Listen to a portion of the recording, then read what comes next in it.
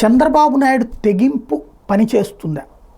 చాలా perfect sketch చేశారు ఈ దఫా. ఓ రకంగా చెప్పాలంటే చంద్రబాబు నోటితోనే చెప్పారు కదా, నా జీవితంలో ఇట్లాంటి వాడిని చూడలేదు, నా జీవితంలో ఇంత ఫేస్ చేసింది ఎప్పుడూ లేదు, నిద్రపోనీయకుండా చేశాడు అన్నటువంటిది. అంతగా జగన్ మీద విపరీతమైన ద్వేషం ఉంది. జగన్ అంతగా ఆయన కిలికేశాడు. జగన్ని జైల్లో పెట్టించి నిద్రలేని రాత్రులు గడిపిస్తే ఈయన్ని జైల్లో పెట్టి అదే నిద్రలేని రాత్రులు రిటర్న్ గిఫ్ట్ ఇచ్చుకొచ్చినటువంటి పరిస్థితి.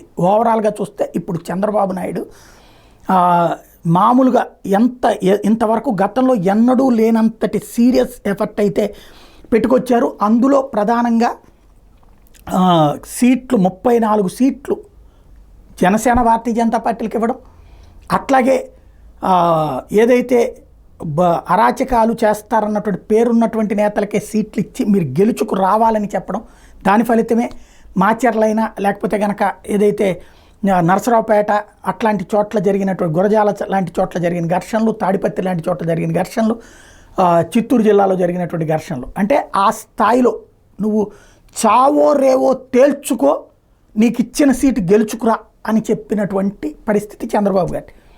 మొట్టమొదటిసారి ఆయన జీవితంలో రౌడీయిజాన్ని, ఫ్యాక్టనిజాన్ని అణచివేసినటువంటి ముఖ్యమంత్రిగా పేరున్నటువంటి చంద్రబాబు గారు ఇచ్చినటువంటి పిలుపు వాళ్ళందరినీ సన్నద్ధం చేసి పంపించినటువంటిది. ఇది ఫలితం ఇస్తుందా లేదా, ఎంత సీట్లు వస్తాయి ఏంటి, ఇంకోటి అటు పక్కన షర్మిలని నుంచోబెట్టడం, టోటల్గా ఈనాడు ఆంధ్రజ్యోతి పూర్తిగా తెగించి వన్ సైడెడ్గా వచ్చేసినటువంటి సిచ్యుయేషను, వీటన్నిటి మధ్యన ఏం జరుగుతుందన్నది చూడాలి.